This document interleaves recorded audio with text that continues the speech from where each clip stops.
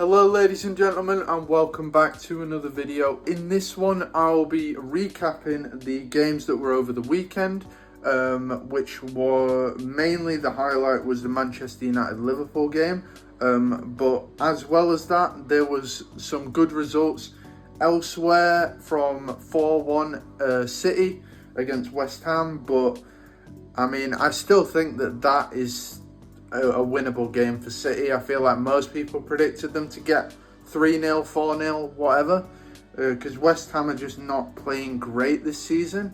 But overall, I think it was a good week. There was some dodgy calls as PGMOL, but when are you not going to get dodgy calls from the refs? That Newcastle game was a bit of a dodgy goal, that first Gordon goal. I don't know if that should have been given.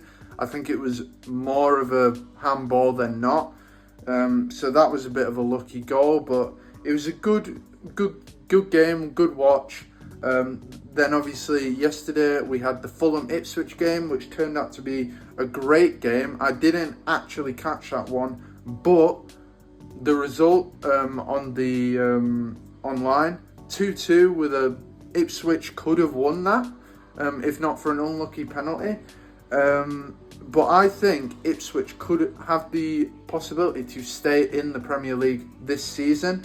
So make sure to comment below if you think Ipswich are going to stay up. I think that they've definitely got a chance. That 2-0 win against Chelsea was massive for them. I think it gave them a lot of confidence going into the second half of the season. And I think that they'll definitely be able to pick up more points as we go along. But the main talking point of the video is the Liverpool-Manchester United game, which, don't get me wrong, fantastic game. Everyone wrote United off. I mean, I felt deep down, look, it's a rivalry, it's at Anfield, they're going to turn up. When United want to turn up, they have the players to turn up. They haven't been doing it in previous weeks, but none of them games have been like big games in terms of them, like big rivalries always spark more in the players because we beat them earlier in the season, so they were, and then the really bad run of form definitely sparked something in the United players. But I thought that they were always going to get a goal. I felt like they were going to turn up. I didn't expect us to play as bad as we did. But I did think United could have easily won that game, and I genuinely wouldn't even be angry I would have been angry if they did win the game, obviously, as a Liverpool supporter, but I felt like it would have been nothing more than justified because it was such a 50-50 game. It could have gone either way. We created about as many chances as each other. I know the stats might say different, but the eyes tell a different story, and I thought United played the best football. They had a lot of runs, a lot of good chances. We had as equal amounts of chances as they did. Our first half was awful, and United definitely deserved something out of that game. So the main talking points from the game were just Cody Gakpo, when you need him, he's there. He's the man that's starting to become sort of the reliable source, if you want. Like, if we need a goal, he somehow turns up with a goal. And his goal yesterday was a great goal. There was a lot of good goals. The Ahmad goal, I thought Alisson, if he was 5 years younger, I think he saves that. If it was prime Alisson Becker, I think he genuinely saves that. And then the Martinez goal was class. It was a great goal. But the main talking point would probably be how bad Trent played. Trent played his worst football I've seen him play, probably all season, definitely. But for as far back as I can remember, I don't think he's played that bad in a game of this like magnitude in such a long time. Like, for him to, he gave away that pass into midfield, really bad pass, and we nearly conceded from it. So to be honest, he was more of a 12th man for United than he was an 11th man for Liverpool. He didn't play his best. And listen, the contracts may be getting in the way of some of his performances. It may be all that's going on in his head. But listen, if you want the big money, if you want £300,000 a week, if you want £78 million in a 5-year deal, if he stays with Liverpool, you've got to perform. You cannot play like that. If you play like that, it's just going to turn the heads of everyone that's on. Like, if I was FSG and I'm watching that game after just offering a contract like that, I'd be second guessing. I'd be second guessing if I offered someone a contract that big and he just turned around and performed like that. I mean, even Real Madrid might be looking at that game as maybe sort of an insight of, look, maybe there's other options. If he doesn't join us, it's not the end of the world. These sort of thoughts. And I'm sure Trent doesn't want that. I'm sure the negativity sent his way after the game will be a lot. I imagine he'll have got a lot of backlash, a lot of angry fans. But when you don't play your best, Liverpool fans, they tell you, the fans, the players, everyone around Liverpool will tell you you've had a shit game. Whereas maybe at other clubs, if you're the best player at a club and you have a bad game, they might gaslight you into thinking it was a one-off or it was not that bad, like Real Madrid do a lot with their players.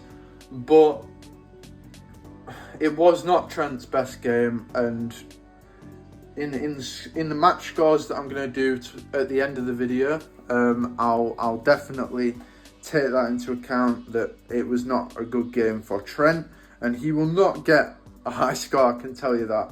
But listen, some shining points of the game were definitely Gakpo. I don't think Salah did a hell of a lot besides score his penalty. It was a good penalty. I thought Onana saved it at one point when he dived down to get it. I genuinely thought he saved it. I thought it went through his gloves. It was a bit of a weird one. But listen, some shining points in the game. As I said, Gakpo was a great asset. I mean, besides that, it's tough to sort of single out performance. But I would say our best performing player was by a mile McAllister.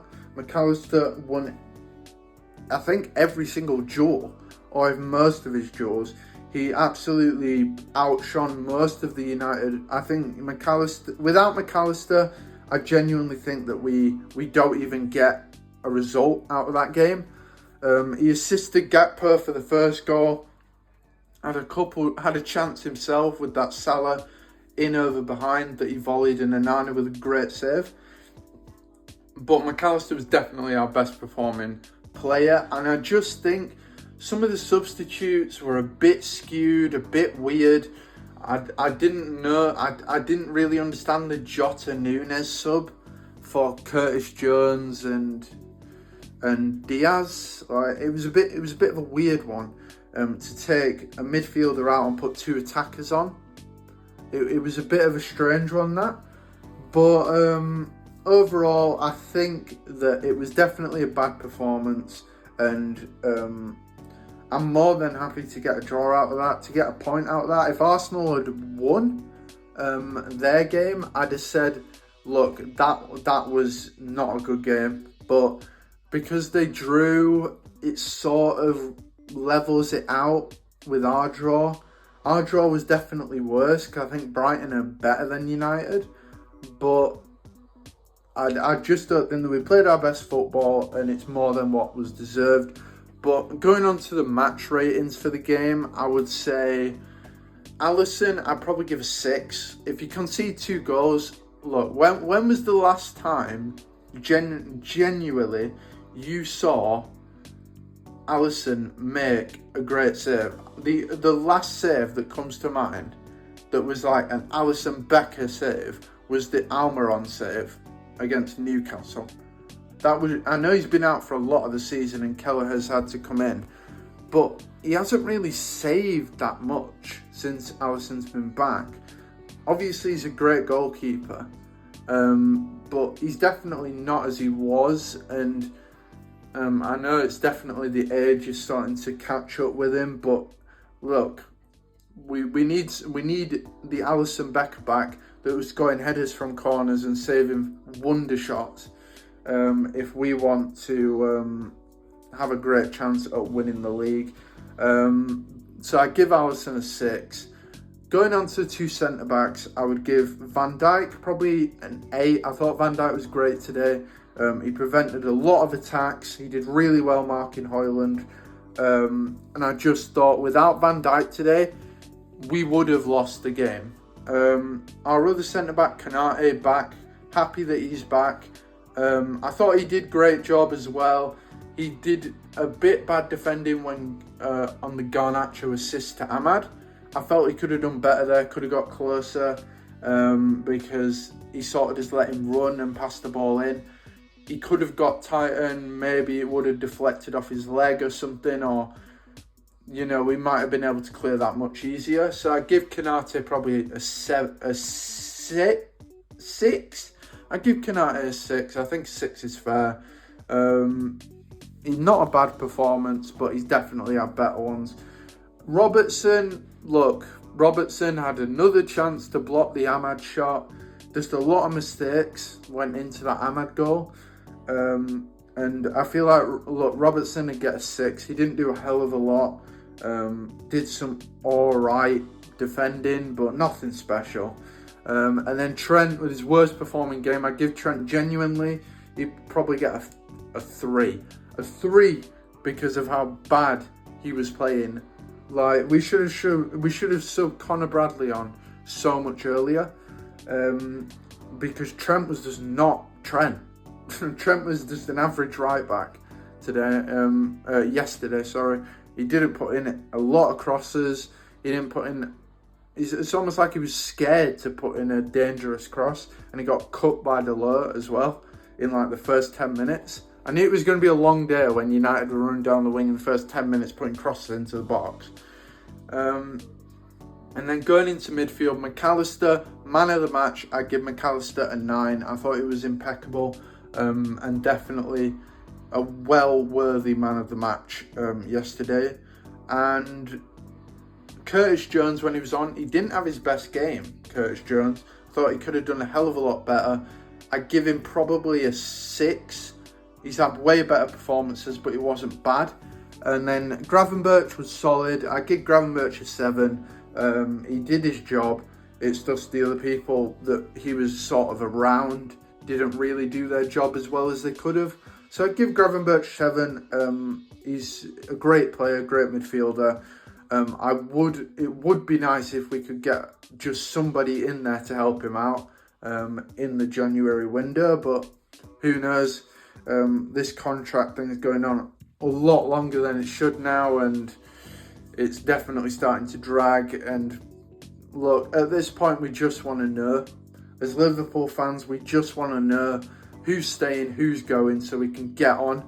You know what I mean? It's like everything's been halted and paused and stopped to hear all these contracts day by day.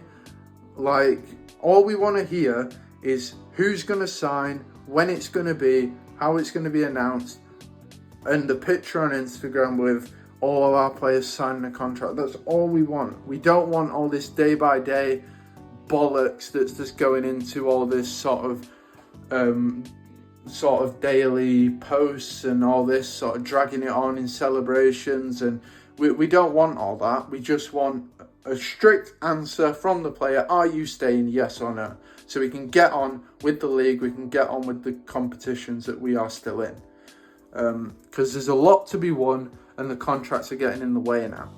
But let's go on to the attack. So I'm going to clash Jota and Nunes in the attack with a one drop back. I don't even know what formation we're playing at the end with 4 forwards or something. I thought Salah had an average game for Salah. I thought Salah deserved a 7. Scored his penalty, but didn't do much else. And then Jota, I'd probably give a 7. He came on, tried to do a lot, nearly managed to score. So with the amount of time given, I think he's well worthy of a 7. Gakpo, another great player. I give Gakpo an 8. If McAllister didn't have one of his best performances in that team, then Gakpo would have been man of the match. But he was definitely our best attacker, and I definitely think he deserves that 8. And then Diaz didn't do a hell of a lot today. He might have had a chance in the first half, but he waited too long to take a shot. So I give him like a 7. I think it's fair. He tried. I like him in the attacking role, in the striker role. I just wish he'd get his shot off a bit sooner sometimes. And then Nunes ran around, did what Nunes did. Didn't really do a hell of a lot besides that. I give Nunes like a 6. If he gets loaned out, I wouldn't be surprised. I just don't think he's Premier League level. I think he's like Serie A La Liga level. I don't think he's Premier League level.